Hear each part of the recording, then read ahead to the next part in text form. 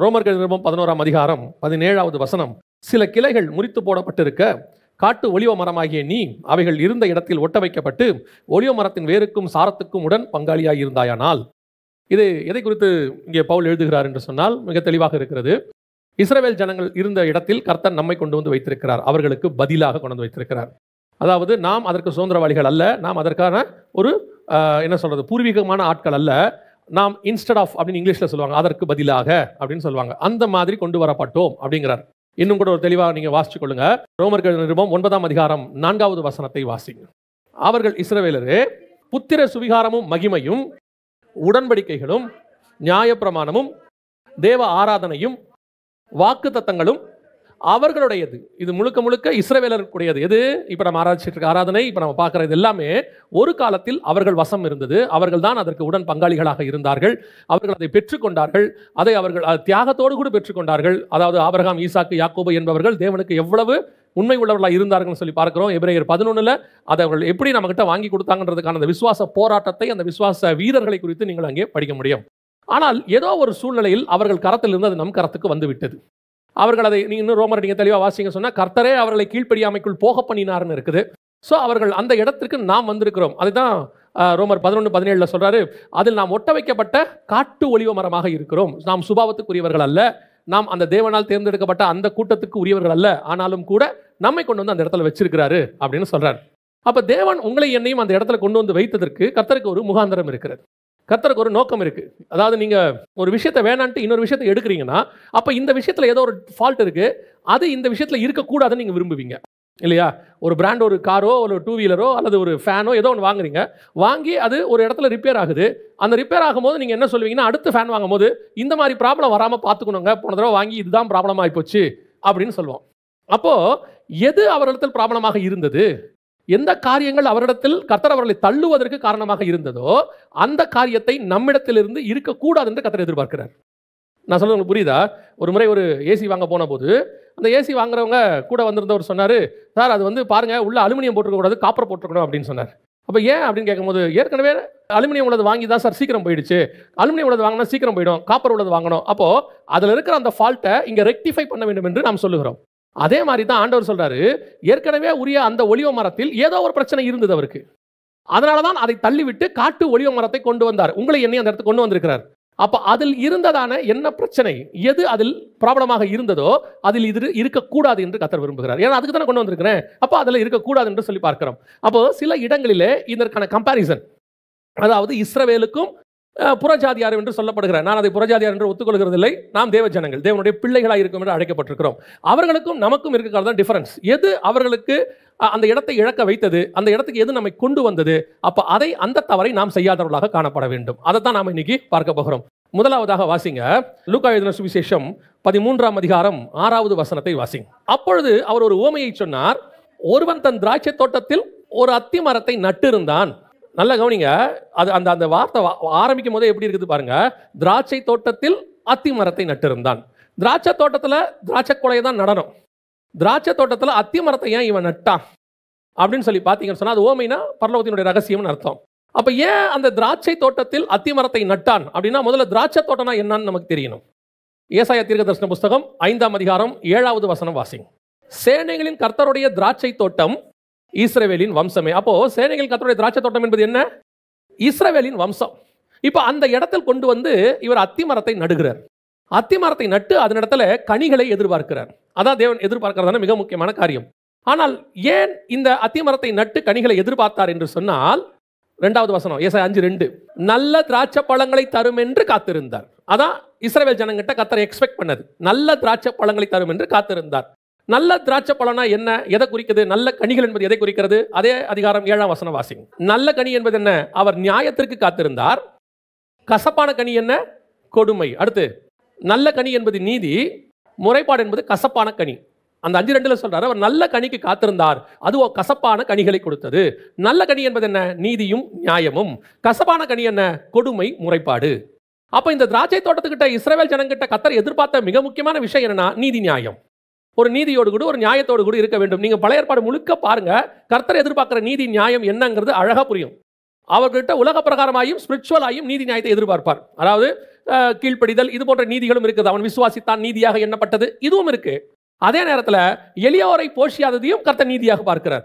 நீ உங்ககிட்ட நிறைய ஆகார திரட்சி இருந்துச்சு, சோதோம் கொமோராவை பற்றி சொல்லும்போது, எசேக்கியேல் சொல்லும்போது அவர் சொல்றாரு, நான் உங்ககிட்ட என்ன எதிர்பார்த்தேன், உங்ககிட்ட நிறைய ஆகார திரட்சி இருந்தது, நீ என்ன செய்யல, எளியோரின் கைகளை பலப்படுத்தவில்லை அப்படின்னு சொல்வார். அப்ப அதுவும் நீதியாக பார்க்கப்படுகிறது. அப்ப கர்த்தர் இஸ்ரவேல் ஜனங்கிட்ட சில நீதி நியாயங்களை எதிர்பார்த்து காத்திருந்த போது அவர்களோ கசப்பான கனிகளை கொடுத்தார்கள். எதிர்பார்த்ததை செய்யல, கொடுமை, முறைப்பாடு. கர்த்தர் எவ்வளவு அவங்களுக்கு அற்புத அடையாளங்களை செஞ்சு அப்படியே மன்னாவை கொடுத்தாலும் மன்னா கொடுக்காட்டி ஒரு முறைப்பாடு. எங்களை கூப்பிட்டு வந்தீங்க, சாப்பாடே கொடுக்கல, ஒரு முறைப்பாடு. சரி, மன்னாவை கொடுத்தாச்சு, மன்னாவை கொடுத்த பிறகு ஒரு முறைப்பாடு, இதே தானா சாப்பாடு. சரி, கூட நான் வெஜிடேரியனையும் கொடுத்தாச்சு, இப்போ சொல்றான் தண்ணியே இல்லை. சரி, தண்ணியையும் கொடுத்தாச்சு, கொஞ்ச நாள் சும்மா இருந்தான், அப்புறம் சொல்றான் எவ்வளோ தூரம் நடக்கிறது, என்ன இருக்குது, அந்த வழி அவர்களுக்கு மனமடிவாக்கிற்று அப்படின்னு இருக்குது. அப்படி எல்லாம் நல்லா கவனிச்சு பார்த்தீங்கன்னு சொன்னா பல இடங்களில் அந்த முறைப்பாடு இருந்துகிட்டே இருக்கு. கர்த்தர் எவ்வளவோ காரியங்களை செய்தும் பல நேரங்களில் நம்முடைய குறைவுகள் என்று நாம் அவர்கிட்ட சொல்லுகிறதை அவர் நிறைவேற்றியாக்கி கொடுக்கிறார். அவர் பார்வைக்கு அது குறைவே கிடையாது. அவருக்கு ஏற்ற நேரம் வரும்போது என்ன செய்வார், கொடுக்க தான் போகிறாரு. 2வது மாதம் நான் ஏற்கனவே உங்களுக்கு சொல்லியிருப்பேன் நினைக்கிறேன், அவங்க 1ஆம் மாதம் 14ஆம் தேதி புறப்பட்டாங்க ஆபிப் மாசத்துல, அவங்க எகிப்திலிருந்து. 16ஆம் அதிகாரத்தில் நீங்கள் வாசிச்சு பார்த்தீங்கன்னா 2ஆம் மாதம் 15ஆம் தேதி வரைக்கும் அவங்க வராங்க. வரும் வரைக்கும் அவர் ஆகாரத்தையும் அவங்களுக்கு கொடுக்கல, இவங்களும் கேட்கல. காரணம் என்னன்னா, எகிப்திலிருந்து கொண்டு வந்த மாவு அவங்க கையில் இருந்துச்சு, இப்போ தீர்ந்து போய் ஒரு நாள் ஆகுது. இவனை விட அவருக்கு நல்லா தெரியும் இவங்கிட்ட மாவு தீர்ந்தாதான் இவருக்கு கொடுக்கணும்னு. இவனும் மாவு இருக்கிற வரைக்கும் அவரை தேடவே இல்லை, அப்படியே விட்டுட்டான். ஆண்டவரை தேடவே இல்லை. அவர் பார்க்குறாரு, ஒரு நாள் வருவான் பையன், தீர்ந்து போன பிறகு கண்டிப்பாக நம்மகிட்ட தானே வருவான், எங்கே போக போகிறான் அப்படின்னு. கரெக்டாக தீர்ந்து வச்சு கர்த்தரை போக்கி கேட்கறத விட்டுட்டு முறைப்பாடு. அவர்கள் முறையிட்டார்கள் மோசேயின் இடத்துல போய், வனாந்தரத்தில் சாகடிக்க வா, எங்களை கூட்டிட்டு வந்தீங்க அப்படின்னு சொல்லி. இப்போ சாப்பாடு கொடுத்தோன்னு கேட்குறான், வெறும் இதுதானா, நான் வெஜிடேரியன் கிடையாதா? இதுதான் முறைப்பாடு. தேவன் எதிர்பார்க்கிறது என்ன, போதும் என்ற மனதுடன் கூடிய தெய்வ பக்தியே மிகுந்த ஆதாயம். கர்த்தர் செய்த நன்மைகளுக்கு நான் எண்ணத்தை செலுத்துவேன், ரட்சிப்பின் பாத்திரத்தை கையில் எடுத்துக்கொண்டு தொழுது கொள்வேன். இதுவரைக்கும் செய்ததுக்கு நன்மை செலுத்துறதுக்கு வாய் வரல. நான் இப்ப சொல்றேன், ஆண்டவர் ரட்சிக்கப்பட்ட நாளிலிருந்து நம்மை காப்பாற்றுகிறார். ஆமா தானே? எத்தனை பேர் ஒத்துக்கிறீங்க? இல்ல, பிறந்த நாள்ல இருந்து காப்பாற்றுறாரு. தாயின் கருவில் உருவாமலும் அவர் தானே காப்பாற்றினாரு. நமக்கு தான் ரட்சிப்பின் நாள் ஒன்று இருக்கு, நான் மறுபடி பிறந்தேன்னு வச்சிருக்கிறோம். அவர் பிறக்கிற நாள்ல இருந்தே நம்ம கண்ணோக்கமாக இருந்தார். இந்த பிறக்கிற நாள் வரைக்கும் நமக்கு அவரை தெரியாது, ஆனா அவருக்கு நம்மளை நல்லாவே தெரியும். அவர் பிறக்கும் போதே, தாயின் கருவில் இருக்கும் போதே எரேமியா தீர்க்கதரிசனம் டிசைட் பண்ணிட்டாரு. பிறக்கும் போதே சிம்சோனை டிசைட் பண்ணிட்டார், பிறக்கும் போதே மோசேயை டிசைன் பண்ணிட்டார், பிறக்கும் போதே இயேசுவை டிசைன் பண்ணிட்டார். அவருக்கு பிறக்கும் போதே தெரியும் என்ன ஆக போகுது, ஏதாக போகுது. எனக்கு தான் அந்த நாள் வர வரைக்கும் வெயிட்டிங். அந்த நாள் வரும்போது எனக்கு என்ன ஆகுது தெரியுமா? இது வரைக்கும் நடத்தி கொண்டு வந்தாரு, இதுக்கு நான் நன்றி செலுத்துறதில்ல.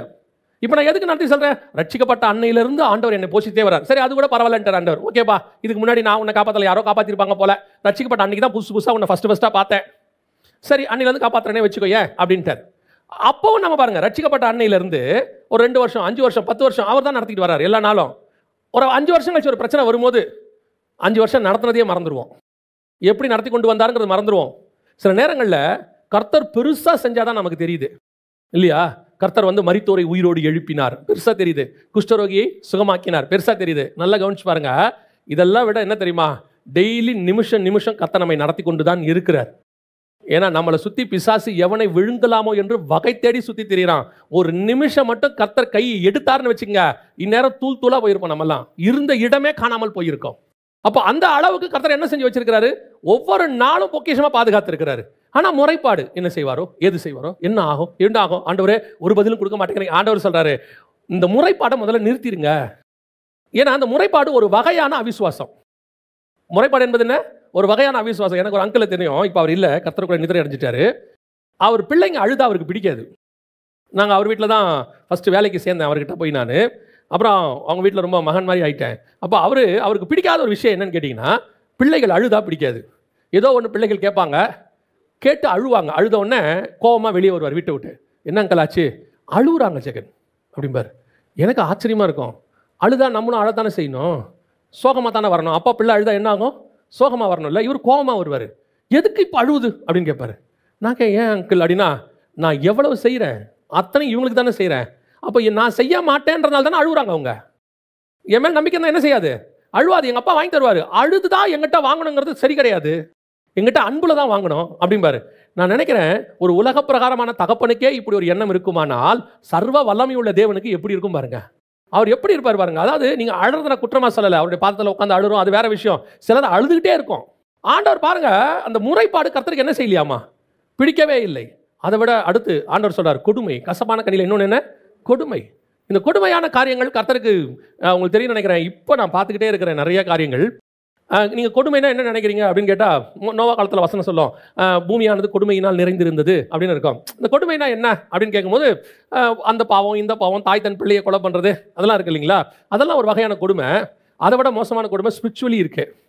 ஆண்டவர் நரகத்துக்கே அனுப்புகிற விஷயமா என்ன சொல்கிறாருன்னா, ஒருத்தர் சாப்பாடு இல்லாத போது நீ சாப்பாடு கொடுக்காம இருக்கிற, ட்ரெஸ் இல்லாத போது ட்ரெஸ் கொடுக்காம இருக்கிற, நான் வந்து கஷ்டத்தில் இருந்து நீ என்னை விசாரிக்கல எப்போன்னு கேட்குறாரு. அவன் கேட்குறாங்க எப்போ அப்படின்னா, எப்போ ஒரு தரித்திரனுக்கு நீ அதை செய்யலையோ அது எனக்கே செய்யலைன்ட்டார். இன்னைக்கு கிறிஸ்தவம் என்பதே சர்வீஸ். கிறிஸ்தவம் என்பதே ஒரு விதமான சர்வீஸ். நம்ம வந்து அப்படியே பழக்கப்பட்டு அப்படி தான் வந்திருக்கிறோம். இன்னைக்கு இங்கே சர்வீஸ் மைண்டே போயிடுச்சு. அதனால தான் கர்த்தர் என்ன பண்ணிட்டாராம், அவர்களை ரிமூவ் பண்ணிட்டாராம். அவங்களை என்ன பண்ணிட்டாராம், அந்த இடத்துல ரிமூவ் பண்ணிட்டு அவங்க வேலியெல்லாம் எடுத்து போட்டாருன்ற ஏசாயால. அதற்கு பதிலாக லூக்கா 13 சொல்லுது, திராட்சை தோட்டத்தில் கொண்டு வந்து எதை நட்டான், அத்தி மரத்தை நட்டான். உங்களை என்னையும் அந்த ஸ்தானத்தில் கர்த்தர் கொண்டு வந்து வைத்திருக்கிறார். அந்த ஒலிவ மரத்தில் காட்டு ஒலிவ மரம் ஒட்ட வைக்கப்பட்டது. அவர்களுக்குரியதான அந்த ஆசீர்வாதத்துக்குள் நம்மளை கொண்டு வந்தார். ஆனால் இங்கே இப்போ என்ன பிரச்சனை? 13ஆம் அதிகாரம் 7ஆம் வசனம் லூக்கா, அத்தி மரத்தை நட்டிருந்தான், அவன் வந்து கனியை தேடின போது ஒன்றும் காணவில்லை. அதுக்கு இதுக்கு என்ன தெரியுமா வித்தியாசம்? இஸ்ரவேல் ஜனங்களுக்கும் இதுக்கும், திராட்சை தோட்டமாவது கசப்பான பழம்னு ஒன்று கொடுத்துச்சு, இது கனியே கொடுக்கல. இது என்ன இல்லை, கனியே கொடுக்கல, ஒன்றுமே இல்லை. இதுகிட்ட ஒரு விஷயத்தையும் காண முடியலையாமா. அந்த அளவுக்கு நீங்கள் அப்படியே எடுத்து பாருங்க. வெளிப்படுத்தின விசேஷத்தில் 7 சபை இருக்கும், எபேசிலிருந்து லவோதிக்கேயா வரைக்கும். இந்த 7 சபையும் எதற்குரியதான காலகட்டங்கள் அப்படின்னு பார்த்தீங்கன்னா 7 காலகட்டங்கள். அதாவது இயேசு கிறிஸ்து பரமேறி போனதுலேருந்து சபை எடுத்துக்கொள்ளப்படுற வரைக்கும் உள்ள 7 காலகட்டங்கள். இந்த 7 காலகட்டங்களில் 5 சபை, நல்லா தெரிஞ்சுங்க, 5 சபை குறை உள்ளது, 2 சபை குறையே இல்லாதது. அதில் ஒரே ஒரு சபை மட்டும் ஒரு நன்மையும் இல்லாதது. மிச்சம் எல்லா சபைக்கிட்டையும் நன்மை இருக்கும். 6 சபைக்கிட்ட நன்மை இருக்கும், 5 சபைக்கிட்ட குறை இருக்கும், 2 சபைக்கிட்ட குறையே இருக்காது. ஆனால் ஒரே ஒரு சபைக்கிட்ட மட்டும் எந்த நன்மையும் இருக்காது. எந்த சபைன்னு பார்த்தீங்கன்னா லவோதிக்கேயா சபைக்கிட்ட. கடைசி சபைக்கிட்ட பார்த்தீங்கன்னா ஒரு நன்மையும் இருக்காது. ஆரம்பிச்சிருந்து குறை பற்றி மட்டுமே ஆண்டவர் பேசிக்கிட்டு இருப்பார். குறை, அதுக்கிட்ட என்னென்ன குறை இருக்குது, என்னென்ன குறை இருக்குன்னு. இந்த லவோதிக்கேயா சபைங்கிறது எந்த காலகட்டம் தெரியுமா? கடைசி சபை, கடைசி காலகட்டம். சபை எடுத்துக்கொள்ளப்பட போகிற போது பூமியில் இருக்கக்கூடிய சபைகளுடைய காலகட்டம் தான் லவோதிக்கேயா குறிக்குது. அப்போ இந்த காலகட்டத்தில் இருக்கிற சபைகளே அது குறிக்குது. ஒரு நன்மையும் இல்லாத சபை. சபைக்குள்ள போயிட்டா என்ன இல்லையாமா, ஒரு நன்மையும் இல்லையாமா. கர்த்தர் லவோதிக்கேயா பார்த்து சொல்றாரு, உங்ககிட்ட அந்த குறை உண்டு, நீ ஐஸ்வர்யம், நீ தரித்திரனாய் இருந்தும் நிர்வாணியாய் இருந்தும் உனக்கு நீ அறியாது இருக்கிறாய், என்னிடத்துல வஸ்திரத்தை வாங்கிக்கொள்ளு, களிம்பை வாங்கிக்கொள்ளு, என்னென்னமோ ஆண்டவர் சொல்றாரு. ஆனா அவங்ககிட்ட ஒரு நன்மை இருக்குன்னு ஒன்று கூட சொல்லலை. சிபர்னா சபை கிட்ட சொல்லும் போது ஒரு தீமையும் இல்லை, பிலதெல்பியா கிட்ட ஒரு தீமையும் இல்லை, எபேசு கிட்ட நன்மையும் இருக்கு தீமையும் இருக்கு, பெர்கமு கிட்ட நன்மையும் இருக்கு தீமையும் இருக்கு, தியத்தாரா கிட்ட நன்மையும் இருக்கு தீமையும் இருக்கு. ஆனால் லவோதிக்கேயா கிட்ட ஒரு நன்மையும் இல்லை. அவர் வந்து தேடின போது ஒரு கனியும் காணப்படவில்லை. இன்னைக்கு சபையினுடைய நிலைமை அதான். ஆனா சபை எங்க இருக்குது? ஆவியானவருடைய உபதேசத்துக்கு உள்ள இருக்கு. ஆவியானவர் சபைகளுக்கு சொல்லுகிறதை காதுள்ளவன் கேட்க கடவன். இப்ப அத்திமரம் எங்க இருக்கு? திராட்சை தோட்டத்துக்கு உள்ள இருக்கு. எங்க இருக்கு? பிரமாணத்துக்கு உள்ள இருக்கு. எங்க இருக்கு? தேவனுடைய வாக்குத்தத்தத்துக்கு உள்ள இருக்கு. ஆனால் எங்கே கனி? எங்கே கனி? கர்த்தர் தேடுகிற கனி எங்கே? வந்து பார்க்கிறார் எருசலேமுக்குள்ள நுழையும் போது அத்திமரத்துக்கிட்ட ஆண்டவர் அது அப்படியே தேடி பார்க்கிறார். தேடி பார்த்தா ஒரு கனியும் காணப்படவில்லை, ஒண்ணு கூட இல்லையா. உடனே சுயநீதி வெளிப்படுது நிறைய பேருக்கு. அதுதான் கனி கொடுக்கிற காலம் இல்லைங்களே. எப்படி கனி கொடுக்கும்? கனி கொடுக்க முடியாத காலத்தில் கனி கொடுக்க முடியுமா முடியாதா? என்ன நினைக்கிறீங்க நீங்க? முடியாது இல்லையா? கரெக்ட் தானே? முடியாது தானே? ஆதியாகமத்தின் புஸ்தகம் 6ஆம் அதிகாரத்தை வாசித்து பாருங்கள். பூமியானது கொடுமையினால் நிறைந்திருந்தது, சீர்கேடாக இருந்தது, மாம்சமான யாவரும் தங்கள் வழிகளை கெடுத்துக் கொண்டிருந்தார்கள். அப்படித்தானே இருக்குது? மாம்சமான யாவரும் 100%, 100%, 100% கனி கொடுக்க முடியாத காலம். ஆனா வசனம் சொல்லுது 6ஆம் அதிகாரத்துல 9வது வசனம், நோவாவின் வம்ச வரலாறு. நோவா தன் காலத்தில் இருந்தவங்களா எப்படி இருந்தாங்க? தங்கள் வழிகளை கெடுத்துக் கொண்டவர்கள். 100% இருந்தவர்களுக்குள்ளே நீதிமானும் உத்தமனுமாய் தேவனோடு கூட. ஏன் கனி கொடுக்க முடியாத காலத்தில் கனி கொடுக்க முடியாது? இப்போ பழி என்ன? ஊர் மேல பழி, உலகத்தின் மேல பழி, டிவி மேல பழி, இன்டர்நெட் மேல பழி. அது சரியில்லை, இது சரியில்லை. நல்லா தெரிஞ்சுக்கொள்ளுங்க, கர்த்தருக்கு சித்தமானவன் எங்கே செய்வான் அவருடைய சித்தத்தை? பாபிலோனிலும் அவருடைய சித்தத்தை செய்வான். நீங்க பாபிலோனுக்குள்ள உட்கார வச்சாலும் தீட்டானதை சாப்பிட மாட்டேன்னு ஒருத்தன் உட்காந்துருப்பான். பாபிலோனுக்குள்ள உட்கார வச்சாலும் இந்த சிலையை வணங்க மாட்டேன்னு ஒரு 3 பேர் உட்காந்துருப்பான். அவனால முடியும். கர்த்தர் ஒரு மனுஷனை நியமிச்சிட்டாரு, அபிஷேகிச்சிட்டாருன்னா எப்பேற்பட்டதான சீர்கெட்ட பூமிக்குள்ள அவங்க ஒருத்தன் மாத்திரம் உண்மை உள்ளவனாய் காணப்பட முடியும். அதுதான் கனி கொடுக்க முடியாத காலத்தில் கனி கொடுக்கிற அனுபவம். நாசரேத்துக்குள்ள இயேசுவால இருக்க முடிஞ்சுச்சா இல்லையா? முடிஞ்சு தானே. நாசரேத்திலிருந்து நன்மை தோன்றுமோன்னு ஒருத்தன் கேட்குறான். நன்மை இல்லடா, உலகத்தையே மீட்கிற மீட்பு தோன்றும்.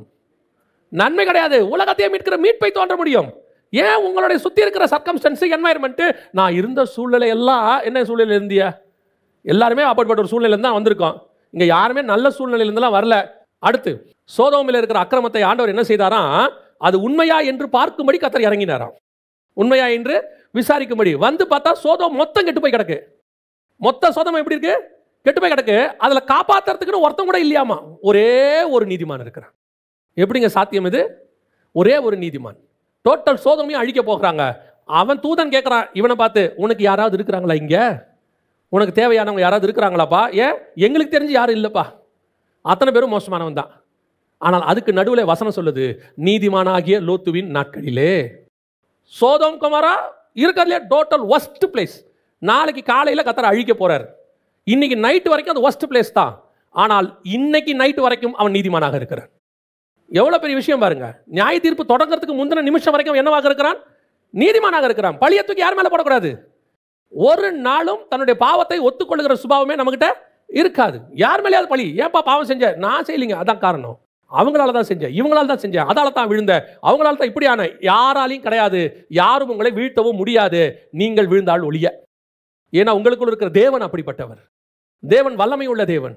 அதுதான் இங்கே ஆண்டவர் எதிர்பார்க்கிறார். கனி கொடுக்க முடியாத காலத்தில் கனி கொடுக்கிற ஒருத்தனை கர்த்தர் எதிர்பார்க்கிறார். ஆண்டவர் அந்த ஆட்களாக, அந்த அத்தி உள்ள மரமாக உங்களையும் என்னையும் கர்த்தர் எதிர்பார்க்கிறார். ஆனா இந்த அத்தி மரம் எப்படி இருக்குதாமா? கனியே இல்லையாமா, ஒரு கனி கூட இல்லையாமா. இப்போ எப்படி இருக்கும் பாருங்களேன் அவருக்கு. அது பரவாயில்லைங்க, ஏதோ ஒரு பழத்தையாவது கொடுத்துச்சு, இது ஒன்றுத்துக்கும் வேஸ்ட்.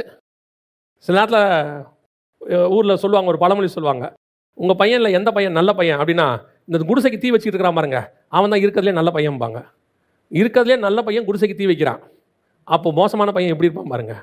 அந்த வகையிலேயாவது ஏதோ ஒரு நல்ல பையன் சொல்றதுக்கு ஒரு சான்ஸ் நம்ம சொல்றோம்ல, நல்ல கல்லன், அந்த மாதிரி கூட இதில் வாய்ப்பு இல்லையாமா. ஒரு வாய்ப்பு இல்லையாமா, ஒரு கனி கூட இல்லை. அப்போ உங்களை என்னையும் பார்க்கும்போது ஆண்டவர் எப்படி நினைப்பாரு? உங்களுக்கும் எனக்குள்ள இருக்கக்கூடிய ஆவிக்குரிய வாழ்க்கை கர்த்தர் எப்படி நினைப்பாரு? ஏதாவது ஒன்று கொஞ்சமாவது ஒரு பிரோஜனம் ஆண்டவருக்கு வந்து பார்க்கும்பொழுது, அதான் வசனம் சொல்லுது உன்னத பாட்டில், என் நேசர் தூதாயும் நற்கனிகளை புசிக்கும்படி வருவாராக. வந்து எங்கிட்ட இருந்து ஏதோ சாப்பிட வரணும்ல, அவரு எங்கிட்ட ஆவிக்குரிய வாழ்க்கைக்கு வரணும்ல. ஆனால் இங்கே வருவதற்கு என்ன இருக்கிறது? தோட்டத்தில் உலாவும்படி வரணும்னா தோட்டம் இருக்கணும்ல. முதல்ல தோட்டத்துக்குள்ள சகலவித விருட்சங்கள் இருக்கணும்ல. அதை காவல் காக்கிற ஆதாம் இருக்கணும்ல. ஓடி ஒளிஞ்சாச்சு, கனியும் இல்லை, முடிஞ்சு போச்சு. இதுதான் இன்னைக்கு ஆவிக்குரிய வாழ்க்கை. கவனிச்சுக்கொள்ளுங்க. உங்ககிட்ட எது இருக்குன்னு கர்த்தர் பார்க்க போறாருன்னா, பணம் இருக்கா, படிப்பு இருக்கா, பதவி இருக்கா, புகழ் இருக்கா, இதெல்லாம் கர்த்தர் பார்க்க போறதே இல்லை. கர்த்தர் எதிர்பார்க்க போறது கனி இருக்கான்னு எதிர்பார்க்க போகிறார். உங்ககிட்ட அவர் எதிர்பார்க்கிற ஒரு கனியாவது இருக்கா? ஒன்னே ஒன்று. அதனால தான் பைபிள் சொல்லுது, ஆவியின் கனியோ. கலாத்தியர்கள் எழுதும்போது ஒரு கனி தான். நம்ம தான் ஆவியின் கனிகள் 9ன்னு சொல்லிட்டோம் இல்லை, அங்கே 9லாம் இல்லை, ஒன்று தான். ஆவியின் கனியோ ஒரே ஒன்று. அந்த ஒரு கனி இருந்தால் போதும் என்று கர்த்தர் எக்ஸ்பெக்ட் பண்றார். இன்னைக்கு சபை மாற்று இடத்திற்கு வந்திருக்கிறது. இன்னொருத்தருடைய தோட்டத்துக்குள் நாம் நாட்டப்பட்டிருக்கிறோம். இப்போ யோசித்து பாருங்க, கசப்பான கனி கொடுத்தவனையே தூக்கி போட்டு நம்மளை கொண்டாந்தாரு. கனியே கொடுக்காத நம்ம என்ன பண்ணுவாராம்? தூக்கி போட்டு இன்னொருத்தனை கொண்டு வருவார். சொல்லல, வெட்டுண்டு அக்கினியில் போடப்படும். அப்படித்தானே இருக்குது. வெட்டுண்டு அக்கினியில் போடப்படும். நியாய தீர்ப்புக்கா போயிடுமாமா. எக்ஸ்பெக்ட் பண்ற கனி கொடுக்காவிட்டால் நியாய தீர்ப்பு. அந்த தேவ பயம் தான் ரொம்ப இம்பார்ட்டன்ட். ஏதோ ஒரு கனி, ஏதாவது ஒரு விஷயத்துல. சில ஆட்களை போய் பாருங்க, அவங்க வந்து பிசினஸ்ல இருப்பாங்க, இல்லை ஏதோ ஒரு வேலையில் இருப்பாங்க. பட் அவங்க கிட்ட கர்த்தர் எதிர்பார்க்கிற ஒரு நீதி ஒன்று காணப்படும். அவங்க கிட்ட உட்காந்து பேசும்போது அந்த ஆவியின் கனியில் 9 ஏதோ ஒன்று இருக்கும். அந்த கனிக்குள்ள அந்த 9 காரியம் சொல்றாருல, அன்பு, நீடிய பொறுமை, சாந்தம், ஏதோ ஒன்று இருக்கும். அது கர்த்தருக்கு பிரயோஜனமாக இருக்கும். அதை கர்த்தர் பார்த்து தான் அவங்களை ஆசீர்வதிச்சுக்கிட்டே வருவார். ஒண்ணுமே இல்லாத ஒரு குரூப் என்ன ஆகும்? கையில் பைபிள் இருக்கிறதுனாலையோ ஆலயத்துக்குள் உட்கார்ந்து இருக்கிறதுனாலையோ மாத்திரம் நாம் கனி உள்ளவர்கள் என்ற அர்த்தம் அல்ல. கர்த்தர் தேடுகிற கனி எனக்குள் காணப்படுகிறதா என்பதுதான் முக்கியம். First point. திராட்சை தோட்டத்தில் அத்தி மரத்தை கர்த்தர் நட்டார். இப்போ கர்த்தர் எதிர்பார்க்கறது என்ன? கசப்பான கனி வேண்டாம், நல்ல கனி வேணும். ஆனால் கனி கொடுக்காத மரமும் வேண்டாம். எனக்கு மரம் வேணும், ஆனால் கனி கொடுக்கிற மரம் வேண்டும். ரெண்டாவது வாசிங்க, எபிரேயருக்கு நிருபம் 7ஆம் அதிகாரம் 11வது வசனம் வாசி. அல்லாமலும் இஸ்ரவேல் ஜனங்கள் லேவி கோத்திர ஆசாரிய முறைமைக்குட்பட்டிருந்தல்லவோ நியாய பிரமாணத்தை பெற்றார்கள். அந்த ஆசாரிய முறைமையினாலே பூரணப்படுதல் உண்டாயிருக்குமானால் ஆரோனுடைய முறைமையின்படி அழைக்கப்படாமல் மெல்கிசேதேக்கினுடைய முறைமையின்படி அழைக்கப்பட்ட வேறொரு ஆசாரியர் எழும்ப வேண்டுவதென்ன? அவர் என்ன சொல்ல வர்றாருன்னா, ஆரோனின் முறைமையின்படி நியாய பிரமாணத்தினால சில காரியங்களை இஸ்ரவேலுக்கு ஆண்டவர் கொடுத்தாரு. ஆனால் அந்த முறைமையினால் பூரணப்படுதல் உண்டாகவில்லை. என்ன வரல? பூரணப்படுதல் உண்டாகவில்லை. கர்த்தர் எக்ஸ்பெக்ட் பண்ணதான ஒரு ஃபுல்ஃபில்மெண்ட் அதில் கிடைக்கல. அதனால கர்த்தர் என்ன பண்ணாரா, வேறொரு முறைமை, மெல்கிசேதேக்கு என்கிறதான வேறொரு ஆசாரிய முறைமை. இன்னும் கொஞ்சம் எளிதாக உங்களுக்கு சொல்றேன். பழைய ஏற்பாட்டு காலத்தில் இஸ்ரவேலர்களை வச்சு அவர் எல்லாம் பண்ணி பார்த்து, அதனால அவர்களால் அவருக்கு ஒரு பூரணப்படுதல் வராததுனால புதிய ஏற்பாட்டு சபையை உங்களை எண்ணி அந்த இடத்துல கர்த்தர் கொண்டு வந்திருக்கிறாருன்னு சொல்றார். அப்ப கர்த்தர் இப்ப எதிர்பார்க்கறது என்ன? முதல்ல எதிர்பார்த்தது கனி, இப்ப எதிர்பார்க்கிறது பூரணப்படுதல். இப்ப எதிர்பார்க்கறது என்ன? பூரணப்படுதல். அதனாலதான் எழுதும்போது எபிரேயருக்கு எழுதின நிருபத்தில் வாசிங்க அந்த வசனத்தை. எபிரேயருக்கு எழுதின நிருபம் 6ஆம் அதிகாரம் 2வது வசனத்தை வாசிங்க. ஸ்நானங்களுக்கு அடுத்த உபதேசம், கைகளை வைக்குதல், மரித்தோரின் உயிர்த்தெழுதல், அஸ்திபாரத்தை மறுபடியும் போடாமல் பூர்ணராகும்படி கடந்து போவோம் வாக. இப்ப திருப்பி திருப்பி பைபிள் என்ன சொல்லுதுன்னா, வந்தேன், ரட்சிக்கப்பட்டேன், ஞானஸ்தானம் எடுத்தேன், அபிஷேகம் பெற்றேன், சபையில் மெம்பரா இருக்கேன், அப்புறம் அவ்வளவுதான், வேற என்ன இருக்குது? இதோட முடிஞ்சிருச்சானா? இல்ல. இப்போ நீங்கள் இப்போ நல்லா கவனிச்சு பாருங்க. பையன் வந்து 10th ஃபர்ஸ்ட் மார்க் எடுத்துட்டான், ஸ்டேட் ஃபர்ஸ்ட். இதை விட வேற என்னங்க இருக்கு? அவ்வளோதான், முடிஞ்சிருச்சு அப்படின்னா இல்லைங்க. +1 ஒன்று போகணும், +2 ஒன்று போகணும். சரிங்க, அதுவும் போயாச்சு. +2லயே அவன் தாங்க ஸ்டேட் ஃபர்ஸ்ட், அவன் தாங்க ஸ்டேட் ஃபர்ஸ்ட். இதோட எல்லாம் முடிஞ்சிருச்சா? இல்லைப்பா, இதுக்கப்புறம் இன்னொன்று இருக்குப்பா, அங்கே போகணும். அதுக்கு தான் +2 மார்க்கு. இந்த +2 மார்க்கை வச்சுக்கிட்டு வேற ஒன்றும் பண்ண முடியாதுப்பா. இதை வச்சு அடுத்த பூரணப்படுதலுக்குள்ள போகணும். காலேஜ் போயாச்சு, செமஸ்டர் பாஸ் பண்ணியாச்சு, எல்லாம் பண்ணியாச்சு, அப்பாடா படிச்சு முடிச்சாச்சு, எல்லாம் ஓகே. இல்லப்பா, இந்த காலேஜ் எதுக்கு படிச்சு முடிச்சா தெரியுமா? இதை வச்சுக்கிட்டு இதை விட அடுத்த வேலை என்கிற பூரணப்படுதலுக்குள்ள போகணும். எப்பங்க இது பூரணப்படும்? நீ எப்ப இந்த பூமியை விட்டு போகிறியோ அப்பதான் அந்த பூரணப்படுதல் நிறைவாய் முடியும். அப்ப அந்த பூரணப்படுதல் மேல வாஞ்சை இருந்துட்டே இருக்கணும். இன்னும் வரணும், இன்னும் போகணும், இன்னும் ஆவிக்குரிய வாழ்க்கையில வளரணும். இஸ்ரவேல் ஜனங்களுக்குள்ள என்ன இருக்குது? அந்த பூரணப்படுதல் வராம போனதுக்கு காரணம் என்ன? அவனுக்கு 7 பண்டிகை இருக்குது, சடங்காச்சாரம் இருக்கு, தசமாக காணிக்கை இருக்குது, பலி இருக்குது, செலுத்தி முடிச்சாச்சு, வேலை முடிஞ்சிச்சு, அவ்வளவுதான். அப்புறம் என்னப்பா? அவனுக்கு பூரணப்படுதல் கிடையாது. பாவத்துல பூர்ணமாகுதல் இல்ல. வரான், பலி கொடுக்குறான், போறான். அடுத்த வருஷம் வரான், பலி கொடுக்குறான், போறான். அடுத்த வருஷம் வரான், பலி கொடுக்குறான், போறான். அதுல இருந்து என்ன ஸ்பிரிச்சுவலி வளர்ந்தான்? ஒரு வளர்ச்சியும் இல்ல. எப்படி இருக்காரோ அப்படியே இருக்கிறான். கர்த்தர் என்ன செய்யறாரு? இந்த வருஷத்துக்கு அடுத்த வருஷத்துக்கு இன்னொரு ஸ்டெப் நீ பூரணப்பட்டிருக்கணும், அதுல இருந்து அடுத்த ஸ்டெப்புக்கு போயிருக்கணும்.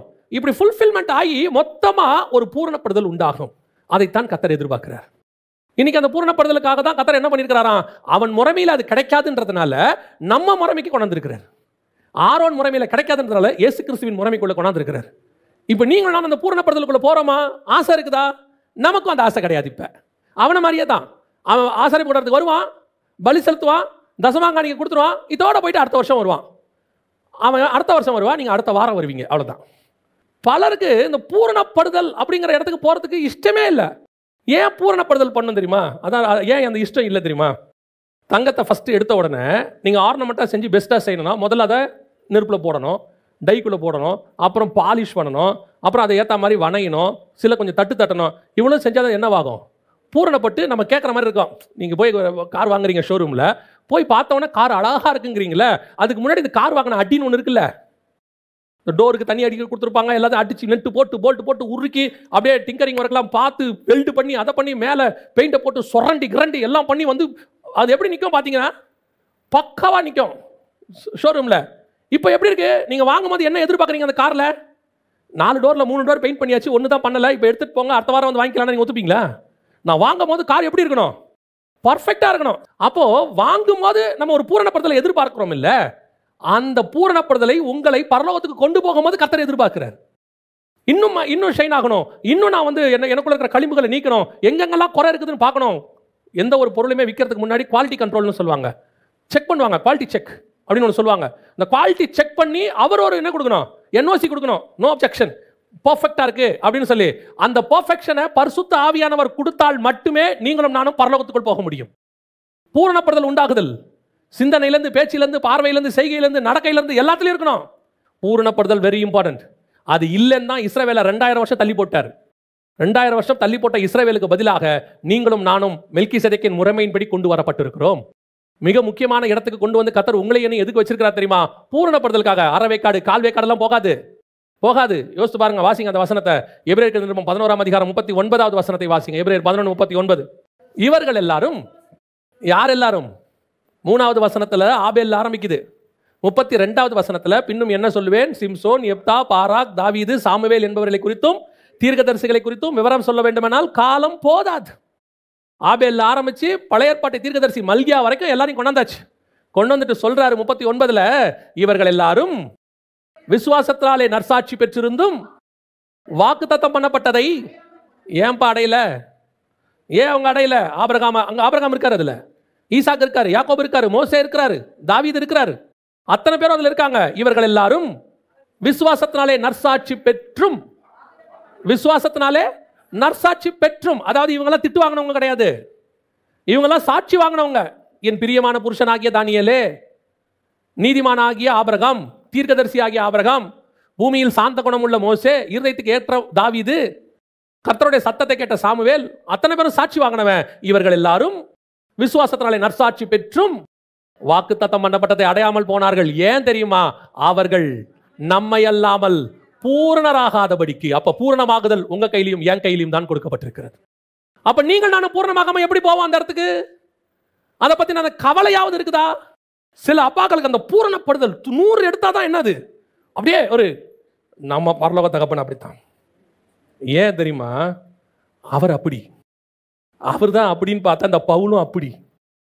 நம்ம சொல்ல முடியாதுல்ல, யாரும் அப்படி இருக்க முடியாதுன்னு. அந்த பையன் நான் இருந்துட்டேன்ட்டு போயிட்டான். எது கேட்டாலும் இப்போ திருப்பி நம்ம என்ன சொல்றாரு? பவுல் இருந்தாமல்ல, எலியா நம்மை போல பாடுள்ள மனுஷனா இருந்தும்ல, ஆபிரகாம் நம்மை போலத்தானே, அத்தனை மேகம் போல திரளான சாட்சியை கொண்டு வந்து நிறுத்திட்டு 12ஆம் அதிகாரத்தில் எழுதி வேற கொடுத்துறாரு, இத்தனை மேகம் போல திரளான சாட்சிகள் நம்மை சூழ்ந்திருக்க. அப்படிதானே இருக்கு. அதுக்கு என்ன அர்த்தம் தெரியுமா? டே உன்னால முடியாதுன்னு சொல்லாத, இத்தனை பையன் செஞ்சிருக்காங்கிறார். நம்ம சொல்லுவோம்ல, யாராலுங்க இதெல்லாம் முடியும்? அதெல்லாம் பைபிள். ஆண்டவர் சொல்லிட்டாரு, இவ்வளவு பேர் எழுதி கொடுத்துருக்க பாரு, இவ்வளவு பேரும் நற்சாட்சி பெற்றிருந்தும் வாக்குத்தத்தம் பண்ணப்பட்டதை பெறல, நீ பூரணப்பட்டதான் தம்பி அது உனக்கு கிடைக்கும்னு போயிட்டாரு. நீங்க முடியாது, ஆவாது, நடக்காது, வாய்ப்பு இல்லை, அப்படிலாம் சான்ஸே இல்லைன்னா சொல்ல முடியாது. சொன்னீங்கன்னா எபிரேயர் 11ஆம் அதிகாரத்தை சொல்லிட்டு சொல்லுவாரு, இத்தனை போல மிக போல திரளான சாட்சிகள் நம்மை சூழ்ந்திருக்க. அப்ப கர்த்தர் எக்ஸ்பெக்ட் பண்றது என்ன? பூரணப்படுதல், ஃபுல்ஃபில்மெண்ட். பழைய ஏற்பாட்டு பரிசுத்தவான்கள் விசுவாசத்துல நீதிமானாக இருந்தானா ஆபிரகாம், அவன் பூரணப்படலையா? அப்ப நம்ம விசுவாசம் எப்படி இருக்கணும் பாருங்க, நம்ம விசுவாசம் எப்படிப்பட்டதாக காணப்படணும் பாருங்க. மோசே முகமுகமாய் தரிசித்தானாமா, சாந்த குணம் உள்ளவனாமா, அவன் பூரணப்படலையாமா, நீங்கள் நானும் பூரணப்படுத்தணுமா? அப்ப நம்ம சாந்த குணம் எப்படி இருக்கும் இல்லையா? தாவீது என் சித்தப்படியெல்லாம் செய்வான். தாவீது எப்படி செய்வானா? அவருடைய சித்தத்தை எல்லாம் செய்வானாமா, அவன் பூரணப்படலையாமா. அப்ப நம்ம எப்படி சித்தம் செய்யணும்? இப்ப நாம என்ன நினைச்சிட்டு இருக்கிறோம்? எப்படி இருந்தாலும் பரலோகத்துக்கு போயிடுவான். அப்ப பைபிள் என்ன சொல்லுது? பூரணப்படுதல் இல்லாமல் போக முடியாதுன்னு சொல்லுது. பல நேரங்களில் நாம பைபிளை அண்டர் எஸ்டிமேட் பண்ணிட்டு இருக்கிறோம், பரலோகத்தை அண்டர் எஸ்டிமேட் பண்றோம். ஈஸியா போயிடலாம். அதுக்கு என்ன சொல்லிட்டாங்கன்னா, புறஜாதியா இருக்குன்னு சொல்லி வச்சுட்டான். பாவம், அவங்களுக்கு தெரியல. தான தர்மம் பண்ணா பரலோகத்துக்கு போயிடலாம், தாய் தகப்பனுக்கு வந்து எதாவது செஞ்சா பரலோகத்துக்கு போயிடலாம், அதை பண்ணா போயிடலாம், இதை போயிடலாம். கிரியினாலே பரலோகத்துக்கு போறது இருக்குல்ல, அதே மாதிரி இங்கேயும் சொல்லி வச்சுட்டாங்க. தசமாங்க கொடுத்தா போயிடலாம், மிஷினரிக்கு கொடுத்தா போயிடலாம், அவங்களுக்கு கொடுத்தா போயிடலாம். இவங்களுக்குலாம் கொடுத்தா உங்களுக்கு பலன் மிகுதியாக இருக்கும், ஆனா போனாதான் இருக்கும். போவதற்கு பூரணப்பட்டதான் போக முடியும். போறவனுக்கு இந்த பலன் இருக்கும். போவீங்களா? இதான் கேள்வி இன்னைக்கு. மிக முக்கியமாக முதலாவதாக அவர்கள் அந்த ஆசாரித்துவத்தை பூரணப்படுதல் உண்டாகவில்லை என்றுதான் இயேசுவின் ரத்தத்தாலே புதிய பூரணப்படுதலை கொண்டு வந்து கர்த்தர் நம்ம கையில் கொடுத்து வச்சிருக்கிறார். நீங்கள் அந்த இடத்தை அட்டைன் பண்றவங்களா இருக்கிறோமா? சுத்தி பழி போடாதீங்க. அதனால இதனால அவங்களால இவங்களால இதனால தான் வீழ்ந்தா, இதுதான் எனக்கு யாருக்கு காரணம் இல்லை. நீங்க நினைச்சா, சிம்சோன் எதுக்கு அந்த பக்கமா போனாராம்? செத்து போன சிங்கத்தை பார்க்கும்படி வழி விலகி போனான். சிங்கம் இருக்கா இல்லையான்னு பார்க்க போனாராமா. இன்னைக்கு நாம நினைச்சா பாவத்தை ஜெயிக்க முடியும். நினைச்சா என்ன செய்யலாம்? பாவத்தை ஜெயிக்கலாம். தாவீது கிட்ட ஒரு பலவான் இருந்தானாமா, அவன் காலையிலேருந்து நைட் வரைக்கும் சண்டை போட்டானாமா. சண்டை போட்டோன்னா அவனுடைய கத்தி என்ன செஞ்சிருச்சான்? கையோட ஒத்திக்கிச்சான். என்னன்னு கேட்டா, சண்டை போட்டு ரத்தம் உறைஞ்சி கையும் ரத்தமும் என்ன ஆயிடுச்சு? ஒன்னாயிருச்சா. அந்த மாதிரி ஃபோன் ஒட்டிக்கிச்சா? ஏன் செல்ஃபோனை சுவிச் ஆஃப் பண்ண முடியாதா? ஏன் செல்ஃபோனை வச்சுட்டு போக முடியாதா? பழியை தூக்கி யார் மேலேயோ போடுறது, எது மேலேயோ போடுறது, கூட இருக்கிறவங்க மேலே போடுறது உங்கள் வீழ்ச்சிக்கு யாரும் காரணம் அல்ல. கர்த்தருக்கு சித்தமானால் நீங்களே உங்களை ஜெயிப்பதற்கு கர்த்தர் அந்த பலனை உங்களுக்குள் கொடுத்திருக்கிறார். ஆவியானவர் அதற்கு போதுமானவராக இருக்கிறார். அல்லேலூயா. கடைசியாக வாசிங்கள், எஸ்தரின் புஸ்தகம் 2ஆம் அதிகாரம் 4வது வசனம் வாசிங்க. அப்பொழுது ராஜாவின் கண்களுக்கு பிரியமான கன்னி வஸ்திக்கு பதிலாக பட்டத்து ஸ்திரீயாக வேண்டும் என்றார்கள். வஸ்திக்கு பதிலாக ஸ்திரீயாக வேண்டும் என்றார்கள். அதோட அர்த்தம் என்னன்னா, இந்த வஸ்தி யாரு? இதுவும் பழைய ஏற்பாட்டில் இஸ்ரவேல் ஜனங்களுக்கு அடையாளமாய் சொல்லப்பட்ட ஒரு உவமையான புஸ்தகம், எஸ்தர் புஸ்தகம். ராஜா என்பது தேவன், அதாவது மணவாளனை குறிக்கிறது. அவருக்கு ஒரு வஸ்தி ராஜஸ்திரீ இருக்கிறாள். அவளுக்கு எல்லா விதத்திலும் அவர் கனம் பண்ணி வச்சிருக்கிறாரு. இப்பொழுது அந்த ராஜஸ்திரீக்கு ஒரு கீழ்ப்படியாமை வருகிறது. அந்த இடத்துல அவன் என்ன சொல்றான்னா, எஸ்தரின் புஸ்தகத்தை நீங்கள் வாசிக்கும் பொழுது 1:12 வாசிங்க பார்ப்போம். பிரதானிகள் மூலமாக ராஜா சொல்லி அனுப்பின கட்டளையை வர மாட்டேன் என்றால். 127 நாட்டுக்கு ராஜாவை பார்த்து சொல்லுது, அதெல்லாம் வர முடியாதுன்னு சொல்லுது. பல நேரங்களில் தேவன் இஸ்ரவேல் ஜனங்களிடத்துல கீழ்ப்படிதலை எதிர்பார்த்தார். கீழ்ப்படிதலை கர்த்தர் எதிர்பார்க்கிறார். இந்த இடத்துல வஸ்தி பண்ணது சரியா தப்பாங்கிறதே இங்க இல்ல. வஸ்திக்கு ஒரு மனம் இல்லையா? ராஜா வந்து கூப்பிட்டா வந்து நிக்கணுமா? எல்லாரும் அதெல்லாம் இல்லை. இங்க விஷயம் என்னன்னா, பிரமாணத்துக்கு கீழ்ப்படிதல் இருக்குதா இல்லையா? ராஜ கட்டளைக்கு கீழ்ப்படிதல் இருக்கா இல்லையா? அதோட அர்த்தம் என்ன? என் சுய விருப்பு வெறுப்புக்கு அப்பாற்பட்டது நான் ராஜாவின் கட்டளைக்கு கீழ்ப்படிய வேண்டும். இங்க கணவன் மனைவியா பார்க்க கூடாது, தேவன் சபையா பார்க்கணும். தேவன் சபையா, தேவன் ஒன்று சொன்னா எஸ் அவ்வளவுதான். வந்து நில்லுனா நிக்கணும், செய்யினா செய்யணும், போனா போகணும். கர்த்தரை பொறுத்த வரைக்கும் அவர் ஒன்று சொல்லி நீங்க எதிர்கேள்வி கேட்டால் அவருக்கு பிடிக்காது. பைபிளை நான் பார்த்த வரைக்கும், நான் ஏற்கனவே சொல்லியிருப்பேன், ஆண்டவர் பவுலை போய் அபிஷேகம் பண்ண சொல்லி அனனியா கிட்ட சொல்லுவார். நேத்தர் என்கிற தெருவில் சவுல் என்று ஒருவன் இருக்கிறான், நீ போய் அவனை என்ன செய்ய? அபிஷேகம் பண்ணு. உடனே அனனியா ஆண்டவருக்கு அட்வைஸ், ஆண்டவரே அவன் சபைகளை துன்பப்படுத்துகிறவன் அல்லவா? கர்த்தர் அடுத்த வார்த்தை சொல்லுவார், நீ போ, நீ போ. நீ யார் என்கிட்ட பதில் சொல்றதுக்கு? நான் சொல்றதை கேட்கறதா நீ இருக்க. அதுதான் ராஜாவுக்கும் மனுஷனுக்கும் உள்ளதான கட்டளை. இன்னைக்கு பல நேரத்தில் கர்த்தர் வான்னு சொன்னா என்ன செய்யறது இல்லை, எல்லாத்துக்கும் நான் சொல்றேன், ஒரு ஊழியத்தின் பாதையில் சொல்றேன். ஊழியத்துக்கு அழைக்கிறாரு, எத்தனை பேர் வானா உடனே வரோம்? 1008 கேள்வி. சரி, ஊழியத்துக்கு வந்தாச்சு, கர்த்தர் ஒன்று செய்ய சொல்றாரு, எத்தனை பேர் போறோம்? போனா போயிடணும். எங்க போய் சொல்றீங்க? அந்த இடம் எப்படிப்பட்டது? அங்க ஸ்கூல் இருக்கா? பிள்ளைகளுக்கு படிப்பு இருக்கா? அந்த இடத்துல ஹாஸ்பிட்டல் இருக்கா? பக்கத்துல மார்க்கெட் இருக்கா? ஆண்டவர் சொல்வாரு, இவனுக்கு பதிலாக வேற ஒருத்தனை கூப்பிடு. உண்மையா தான் கூப்பிட்டா நோ மோர் கொஸ்டின். ஏன்னா உனக்கு அழைப்பு கொடுத்திருக்கிறது பரலோகம், ஹெவன்லி கவர்மெண்ட். ஹெவன்லி கவர்மெண்ட் ஒரு விஷயத்தை சொல்லும் போது எதிர்த்து பேசுவதற்கு இங்க யாருக்கும் அதிகாரம் கிடையாது. இயேசு கிறிஸ்துவே பிதா சொல்றதை அப்படியே கேட்டு செய்யறாராம். வசனம் சொல்லுது, பிதா எனக்கு என்ன சொல்லுகிறாரோ அவர் சித்தத்தை செய்வதே என் போஜனமாக இருக்கிறது. இங்க எவ்வளவு கொஸ்டின் ஆண்டவருக்கு கேட்கறான் உட்காந்துக்கிட்டு. இதை பண்ண, ஏன் இதை பண்ணணும், ஏன் இப்படி செய்யணும்? ஆண்டவருக்கு பிடிக்காத ஒரு வேலை. கர்த்தர் வானா வந்துடணும், செய்யினா செஞ்சிடணும், போனா போயிடணும். நீங்க கொஸ்டின் கேட்டீங்கன்னா அந்த கொஸ்டின் கேட்கறதுக்கு ஒரு வேலை நீங்க கொடுப்பீங்க. அந்த கொஸ்டின் ஒன்று கேட்குறீங்க இல்லையா, அந்த கொஸ்டினுக்கு நீங்க என்ன செய்வீங்க? ஒரு வேலை கொடுப்பீங்க. நீங்கள் சரியா செய்வதற்கு கர்த்தர் எவ்வளவு அபிரதமாய் ஆசீர்வதிக்கிறாரோ, சில நேரங்களிலே நாம் பண்ணக்கூடிய தப்பிதங்களுக்கும் விலை கொடுக்க வேண்டி இருக்கிறது. இப்போ எலியாவை எடுத்துக்கொள்ளுங்க. ஆண்டவர் சொன்னதெல்லாம் செய்யறாரு, அக்கினி இறக்கியாச்சு. ஆண்டவர் எலியா சொன்ன பேச்சா ஆண்டவர் கேட்கிறார். அதான் பெரிய விஷயம். என் வாக்கின்படி அன்றி பனியும் மழையும் பெய்யாது என்று கர்த்தருக்கு முன்பாக நிற்கிற நான் சொல்லுகிறேன். அப்படின்னா என்ன அர்த்தம்னா, இது கர்த்தர் சொல்லல. இது யார் சொல்லல? கர்த்தர் சொல்லல, எலியா சொல்லிட்டாரு. இப்ப கர்த்தர் பார்க்கறாரு, எலியா சொல்லிட்டான், நாம அந்த வார்த்தை என்ன பண்ணணும்? கனப்படுத்தணும். ஓகே, யோசுவா சொல்லிட்டாரு, சூரியன் அங்கே நிற்பதாக, சந்திரன் இங்கே நிற்பதாக. யோசுவா சொல்லிட்டான், நாம செய்யணும். கர்த்தர் என்ன பண்றாரு? கனப்படுத்துறாரு. இப்ப எலியா 19ஆம் அதிகாரத்தில் தப்பா ஓடிட்டார், ஓரேபுக்கு போயிட்டார். ஓரேபுக்கு போய் அங்கே குகைக்குள்ளே போய் தங்கிட்டார், கெபிக்குள்ள. இப்போ ஆண்டவர் சொல்றார், நீ தப்பா வந்துட்ட எலியா, இங்கே வந்திருக்க கூடாது, நீ சிரியா தேசத்துக்கு தான் போயிருக்கணும், தமஸ்குவின் வழியாக நீ என்ன போய் திரும்பி போய் அங்கே அபிஷேகம் பண்ணி எல்லாம் சொல்லிட்டாரு. ஆனால் இதுக்கு என்ன தெரியுமா வேலை? இப்போ நீ வந்தது 40 நாள், திரும்பி போக வேண்டியது 80 நாள். திருப்பி போக வேண்டியது 80 days. எங்கிருந்து எங்க போனோம்? தேவ பர்வதமாகிய எகிப்தில் இருக்கிற ஓரேபில் இருந்து தமஸ்குவின் வழியாய் வனாந்தரத்துக்கு நீங்க போகணும். சிரியாவுக்கு ஆசகேல போய் அபிஷேகம் பண்ணணும். இது ஃப்ரம் சவுத் டு நார்த். அவர் பெயர் சபால இருந்து இங்க வரும்போது 40 நாள் இரவும் பகலும் நடந்து வந்தாரு. இப்போ அவ போக வேண்டியது 80 நாள். இப்போ நீ என் பேச்சை கேட்டுட்ட, ஒரு சின்ன தப்பு பண்ணிட்ட, திருத்துற. ஆனா திருத்துறதுக்கு ஒரு விலை உண்டு, ஒரு விலை கண்டிப்பாக உண்டு. தாவீதை மன்னிச்சிட்டாரு. அவன் உரியாவின் மனைவியின் காரியத்தில் ஆண்டவர் என்ன செஞ்சிட்டாரு? மன்னிச்சிட்டாரு. ராஜ்யம் ஸ்திரப்பட்டிருக்கும், எந்த மாற்று கருத்தும் இல்லை. ஆனால் நீ மறைவிடங்களில் செய்ததை வெளியரங்கமாய் செய்யப்படும். நீ உரியாவை எப்படி கொலை பண்ணியோ அதே மாதிரி ஓ மகனா அதே யோவாவை வச்சு போர்ல வச்சு நான் கொல்லுவேன். அப்சலோம் நடந்துச்சு. எப்படி நீ உரியாவுக்கிட்ட சொல்லி அமிச்சு யோவாவை வச்சு கொன்னல்ல, இப்ப அதே யோவாவை வச்சு அப்சலோமை கொன்னாச்சு. விலை உண்டு, புதிய ஏற்பாட்டிலும் விலை உண்டு. கர்த்தர் கிருபை உள்ளவர், ஆனால் நீதிமானுக்கு சரி கட்டப்படுகிறது. செய்யும் போது ரொம்ப கேர்ஃபுல்லாக இருக்கணும். ஏன் தெரியுமா? நான் வஸ்திக்கு பதிலாக கொண்டு வரப்பட்டவன். எனக்கு பிரமாணம் இல்லை, கிருபை இருக்கு, சுயாதீன பிரமாணம். ஆனால் பிரமாணம் என்பதற்காக இப்ப யோசிச்சு பாருங்க, ஒரு தடவைக்கு 5 தடவை பேதுரு முதல் தடவை கூப்பிட்டாரு, அந்திரேயாவை விட்டு வந்தாரு, போயிட்டாரு. திருப்பி 2வது தடவை கடற்கரை ஓரத்தில் போய் கூப்பிட்டு வர்றாரு. லூக்கா 5ல் 2 போட்டு நிறைய மீன் கொடுத்து கூப்பிடுறாரு, வந்தாரு. 3வது தடவை போயிட்டாரு. எங்க போயிட்டாரு? மீன் மறுதளிச்சுட்டு போயிட்டாரு. இப்ப திருப்பி கூப்பிட்டு அனுப்புறாரு. யாரை வர சொல்லுங்க? பேதுருவை வர சொல்லுங்க. வந்துட்டாரு. 4வது தடவை இயேசு மரித்த உடனே மீன் பிடிக்க போகிறேன், போயிட்டாரு. 4வது தடவை 4 தடவை வர்றது போறது வர்றது போறது வர்றது போறது. கர்த்தர் 5வது தடவை பார்த்தாரு.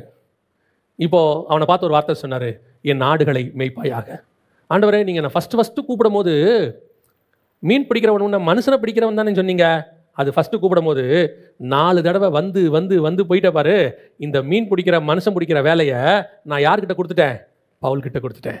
என்ன சொல்றீங்க? இந்த கல்லின் மேல் என் சபையை கட்டுவேன்னு சொன்னேன், நீ கட்டலை, விட்டாச்சு. இப்போ அவன் சொல்றான், நான் அஸ்திவாரம் போட்டேன். கன்மலையின் மேல் நான் அஸ்திவாரம் போட்டேன். உனக்கு ஒரு விலை உண்டு. கர்த்தர் உன்னை அழைச்ச அழைப்பு அப்படி. செய்ய சொல்றத செய்யணும், விடுனா விடணும், வானா வானா, நிக்கனா நிக்கணும். ஏன்? சர்வ வல்லமை உள்ள தேவன். இப்போ யோசிச்சு பாருங்க, வஸ்திய வான்னு சொன்ன உடனே அந்த அம்மா வர மாட்டேன்னு சொல்லிச்சு. இங்க பாருங்க, வாசிங்க, முடிக்கலாம். எஸ்தரின் புஸ்தகம் 2ஆம் அதிகாரம் 14வது வசனத்தை வாசிங்க. ராஜா தன்னை விரும்பி பேர் சொல்லி அழைப்பித்தாள் ஒழிய அவள் ஒருபோதும் ராஜாவினிடத்தில், வஸ்திக்கு என்ன? கூப்பிட்டா வரணும். இங்க கூப்பிட்டா தான் வரணும். வஸ்திக்கு கூப்பிட்ட உடனே வரணும், இங்க கூப்பிட்டா மட்டும்தான் வரணும். என்ன கட்டளை பாருங்க. அப்ப நான் என்ன பண்ணணும்? ரெடியா இருக்கணும். எப்படி இருக்கணும்? அலங்காரம் பண்ணி இருக்கணும். எப்படி இருக்கணும்? சுத்திகரிப்பு இருக்கணும். எப்போ வேணாலும் ரெடியா இருக்கணும். ராஜா கூப்பிட்டாருன்னா போயிட்டே இருக்கணும். அவ கூப்பிட்டா வரல, நீ காத்து இருக்கணும். இதோட அர்த்தம் என்ன தெரியுமா? அங்கே 5ஆம் அதிகாரத்தில் உன்னத பாட்டில், இதோ நான் வாசப்படியில் நின்று கதவை தட்டுகிறேன். ஆண்டவர் தட்டுறாரு, என் புறாவே கதவை திற. இப்போ வஸ்தி சொல்றா, உள்ள படுத்துக்கிட்டு என் வஸ்திரத்தை கலைந்தேன், எப்படி அதை திரும்பி உடுப்பேன்? வஸ்தி பேசிட்டு இருக்கா, வர முடியாது, திறக்க முடியாது. இப்போ அதுக்கு பதிலாக எஸ்தரை கூட்டு வந்தாச்சு. இப்போ எஸ்தர் கிட்ட எக்ஸ்பெக்ட் பண்ணது என்ன தெரியுமா? வெளிப்படுத்தல் 22:17, ஆவியும் மனவாட்டியும் வா என்பார்களாக. வெளிப்படுத்தல் 21:2 வாசிங்க பார்ப்போம். பரிசுத்த நகரத்தை இறங்கி வர கண்டேன், தன் புருஷனுக்காக அலங்கரிக்கப்பட்ட மனவாட்டியை போல ஆயத்தமாக்க ரெட்டியா நிக்குது. எப்ப கூப்பிட்டாலும் போயிடுவேன். அவ வஸ்தி படுத்தாச்சு, முடிச்சாச்சு, பேச்சு வர முடியாது, நோ சான்ஸ். இங்கே அப்படி இல்லை. கூப்பிட்டா உடனே, அழைப்பித்த உடனே, இதோ இந்த இதோ இப்போ. ஏன் தெரியுமா? உங்களுக்கு எனக்கும் இருக்கிறது ஒரு நிமிஷம், ஒரு இமை பொழுது. கூப்பிட்ட உடனே பறந்து புறா போல் சிறகடித்து ஓட வேண்டிய நேரம் அது. அதுதான் கர்த்தர் உங்களுக்கு எனக்கு நியமிச்சது. எக்ஸ்பெக்டேஷன் என்ன? வர முடியாதுன்னு சொல்றதுக்கு உங்களுக்கு எனக்கு எந்த அதிகாரமும் இல்லை.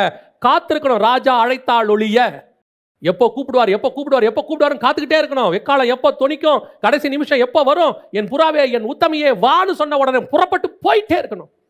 You must be ready for each and every time. இன்னைக்கு என்ன இருக்குது? இங்க வஸ்திகள் தான் நிறைய. ஆண்டவர் எதை சொன்னாலும் அதுக்கு ஒரு எதிர்ப்பு வார்த்தை. ஆண்டவர் எதை சொன்னாலும் அதுக்கு ஒரு அகைன்ஸ்ட். இதை செய்யாத செய்யறது, பழம் சாப்பிடாத சாப்பிடுறது, மாடு வச்சுக்காத எல்லாத்தையும் அடிக்கிறது, வச்சுக்கிறது மாடை கொண்டு போயிட்டு, அந்த பட்டணத்துல இருந்து ஒன்னையும் எடுக்காத துணியை கொண்டு போய் எடுத்து வச்சுக்கிறது. எதை சொல்றாரோ அதை பறிச்சுக்கணும். இதை செய்யாதனா அது செய்யக்கூடாது, அவ்வளவுதான். உன்னை இந்த இடத்துக்கு போகாதனா போகக்கூடாது. கர்த்தர் சொன்னாரா? அப்படியே 100%. கர்த்தர் எதிர்பார்க்கிறது எஸ்தரை, வஸ்தியை அல்ல. உங்களை என்னையும் வஸ்திக்கு பதிலாக கர்த்தர் கொண்டு வந்திருக்கிறார். உங்களை என்னையும் கீழ்ப்படியாமல் போன இஸ்ரவேலுக்கு பதிலாக கீழ்ப்படிதலுக்குள்ளே கொண்டு வந்திருக்கிறார். அவர்களை கீழ்ப்படியாமக்குள் போக பண்ணினார்னு இருக்கு. அப்ப நீங்கள் நானும் எவ்வளவு கீழ்ப்படிதலுக்குள்ள வரணும், எவ்வளவு தூரம் காத்திருக்கணும். நம்ம செகண்ட் சான்ஸ்ல உள்ள வந்திருக்கிறோம். ஆண்டவர் சொல்லுவாரா சொல்லுவாரான்னு காத்துக்கிட்டு இருக்கணும். அதான் அழகா சொல்லி கொடுப்பான் ஏலி சாமுவேலுக்கு, சொல்லும் கர்த்தாவே அடியேன் கேட்கிறேன். ரெடி ரெடி ஆண்டவரே சொல்லுங்க, இப்ப ரெடியா இருக்கிறேன். அதான் ஆவியும் மனவாட்டியும் வா என்பார். ரெட்டியா நிக்கிறோம், ஆயத்தமாக்கப்பட்டிருக்கோம். அந்த இடத்துல சபை இருக்குதா? சபை இன்னும் வஸ்தியாவே கிடக்கு. ஆனா நல்லா இருக்கு, கிராண்டா இருக்கு. ஒன்றும் அதெல்லாம் குறைச்சே இல்லை. சபைக்கு வரும்போது எங்களுக்கு ஒரு ஆசீர்வாதத்துக்கு ஒரு குறையும் இல்லை. ஆனா கர்த்தரை கூப்பிட்டா வர முடியாது, உபவாசத்துக்கு கூப்பிட்டா வர முடியாது. எதுக்கு எடுத்தாலும் ஒரு ஸ்பெஷல் மீட்டிங், ரொம்ப வேலை இருக்கு, வர முடியாது. இப்படி எல்லாத்துக்கும் வர முடியாது, வர முடியாது, வர முடியாது. வருகை வருது, வர முடியாது. என்ன சொன்னீங்க, என்ன கேட்டீங்க, அது போயிடுச்சு. நீ எல்லாத்துக்கும் வர முடியாதுன்னு சொன்ன மாதிரி வருகைக்கும் வர முடியாது, அது போயிடுச்சு. பலர் அப்படி தான் உட்காந்துருக்காங்க, வஸ்திகளை போல. கர்த்தர் வஸ்திக்கு பதிலாக உங்களையும் என்னையும் கொண்டு வந்து விட்டார், உள்ளே கொண்டாந்தாச்சு. இனி நீங்களும் நானும் ராஜாவின் கட்டளைக்கு காத்திருக்கிறவர்களாக இருக்கணும். எப்போ கூப்பிடுவீங்க ராஜா, எப்போ அழைப்பீங்க ராஜா, அழைச்சா உடனே நான் உள்ளே பிரவேசிப்பேன். முதலாவதாக திராட்சை தோட்டத்தில் அத்திமரம், இரண்டாவதாக நியாய பிரமாணத்தில் சுயாதீன பிரமாணம், மூன்றாவதாக வஸ்திக்கு பதிலாக எஸ்தர். இப்பொழுது உங்களையும் என்னையும் இஸ்ரவேலுக்கு பதிலாக, அந்த மனவாட்டிக்கு பதிலாக புதிய ஏற்பாட்டு மனவாட்டி நம்மை கொண்டு வந்து கர்த்தர் வைத்திருக்கிறார். முதலாவது தேவை கனி கொடுக்கிற அனுபவம், இரண்டாவது தேவை பூரணப்படுதல், மூணாவது தேவை கீழ்ப்படிதல். இது மூன்றும் இருக்கும்பொழுது கர்த்தர் ஏன் கொண்டு வந்தாரோ அதை அவர் நிறைவேற்ற வல்லமை உள்ளவராக இருக்கிறார். அல்லேலூயா. நாம் ஜெபிக்க போகிறோம். எழுந்திருக்கலாமா நாம் எல்லோரும் தேவ சமூகத்தில்? இந்த மூன்று காரியங்கள், ஒன்று கனி கொடுக்கிற அனுபவம், இரண்டாவது பூரணப்படுதல், மூன்றாவது கீழ்ப்படிதல். கர்த்தர் உங்களை என்னையும் அழைச்சது ஒரு மகா பெரியதான மேன்மையான அழைப்பு. இந்த அழைப்பு ஏற்கனவே இஸ்ரவேலரிடத்தில் இருந்தது, அதை அவர்கள் தவற விட்டு விட்டார்கள். ஆகவே கர்த்தர் அதை நம் கையிலே கொடுத்திருக்கிறார். இப்பொழுது அதை பூரணப்படுத்துகிற வேலையும் கீழ்ப்படுகிற வேலையும் கனி கொடுக்கிற வேலையும் நம் கையில் கொடுக்கப்பட்டிருக்கிறது. நீங்கள் நானும் அதை செய்து கொண்டிருக்கிறோமா? இம்மட்டும் அந்த காரியங்களை தான் கேட்டோம். இதெல்லாம் உங்களுக்குள்ளே ஆவியானவர் பேசியிருப்பார். உங்களை இப்போ ஆராய்ந்து பார்க்கிறதான நேரத்துக்குள் நாம் கடந்து வந்திருக்கிறோம். கனி கொடுக்கிறேனா? நான் நல்ல கனி கொடுப்பதுக்கு மட்டுமே அழைக்கப்பட்டேன். ஏற்கனவே கசப்பான கனி கொடுத்தவங்க இருக்கிறாங்க, கொடுமை முறைப்பாடு பண்ணவங்க இருக்காங்க. அதே மாதிரி நானும் கசப்பான கனி கொடுக்கறதா நான் ஆண்டவருக்கு தேவையே இல்லை. அதை விட முக்கியம் கனி கொடுக்கணும். கனி கொடுக்க முடியாத ஒரு மலட்டு மரமா நான் இருக்கவே கூடாது. கிளை விடாத மரமா நான் இருக்கக்கூடாது. பூ பூக்காத காய் காய்க்காத மரமா நான் இருக்கக்கூடாது. ஏன்னா நேசர் வரும்பொழுதே வாரும் திராட்சை தோட்டத்துக்கு போவோம், வயல்வெளிக்கு போவோம், அங்கே பூ பூத்ததோ கனி வந்ததோ என்று சொல்லி பார்ப்போம் தான் வரப்போறாரு. ரெண்டாவது, பூரணப்படுதல். அது ஒரு வாஞ்சை, அது ஒரு விருப்பம். நான் இன்னும் ஆகணும், இன்னும் ஆகணும், இன்னும் வரணும். பாருங்க, ஒரு சில விளையாட்டில் ரெக்கார்ட் பண்ண உடனே அவன் திருப்தி அடைகிறதில்ல. இன்னும் ரெக்கார்ட் பண்ணணும், இன்னும் அடுத்த லெவலுக்கு போகணும், அவனுக்கு ஒரு விருப்பம் இருக்கு. நம்ம ஆவிக்குரிய வாழ்க்கையில் அப்படி ஒரு பூரணப்படுதல் மேலே ஒரு விருப்பம் வரணும். நான் பரிசுத்தத்தில் இன்னும் பூரணமாகணும், விசுவாசத்தில் இன்னும் பூரணமாகணும், நித்திய ஜீவனை சுதந்திரிப்பதுக்கு நான் பூரணப்படுதலுக்குள்ளே போகணும். அந்த எண்ணம் வரணும். கடைசியாக கீழ்ப்படிதல், 100% கீழ்ப்படிதல். எப்படி இயேசு கிறிஸ்து சிலுவையின் முடிவு பரியந்தம் தன்னை தாழ்த்தினாரோ, பிதாவின் வார்த்தையில் ஒன்றை கூட அவர் தவறவிடவில்லை, ஒன்றுக்கு கூட அவர் கீழ்ப்படியாமல் போகல. அதே மாதிரி நீங்களும் நானும் அப்படி இருக்கணும். ஒப்பு கொடுப்போமா தேவ சமூகத்தில்? நாம் ஒருத்தருக்கு பதிலாக உள்ளே வந்திருக்கிறோம். திராட்சை செடிக்கு பதிலாக அத்திமரமாக நாம் வந்திருக்கிறோம். நியாய பிரமாணத்துக்கு பதிலாக சுயாதீன பிரமாணத்தின் அடையாளமாய் நாம் வந்திருக்கிறோம். வஸ்திக்கு பதிலாக எஸ்தராக நாம் வந்திருக்கிறோம். நாம் அந்த இடத்தில் நிலை நிற்கிறவர்களாய் காணப்பட வேண்டும். இல்லைன்னா நமக்கு பதிலாக கர்த்தர் வேற ஒன்றை கொண்டாந்துருவார். ஒப்பு கொடுப்போமா தேவ சமூகத்தில்? சர்வ வல்லமை உள்ள எங்கள் தகப்பனே, இந்த நாளுக்காக உமக்கு நன்றி. காலையிலிருந்து இம்மட்டுமாய் நீ நடத்தி கொண்டு வந்த பாதைகளுக்காய் ஸ்தோத்திரம். இப்பொழுதும் ஆண்டவரே, நாங்கள் கேட்டபடி பூரணப்படுதலுக்குள்ளே கடந்து போகவும் நித்திய ஜீவனை சுதந்திரிக்கவும் கீழ்ப்படிதலோடு கூட ஆண்டவரே நாங்கள் முடிவு பரியந்தம் இருக்கவும் கர்த்தர் எங்களுக்கு கிருபை பாராட்டுவீராக. எங்கள் வாழ்க்கை கனி கொடுக்கிற வாழ்க்கையை மாற கிருபைதான். எங்கள் ஆண்டவர் இயேசு கிறிஸ்துவின் நாமத்திலே ஒப்பு கொடுத்து ஜெபிக்கிறோம் ஜீவனுள்ள நல்ல பிதாவே.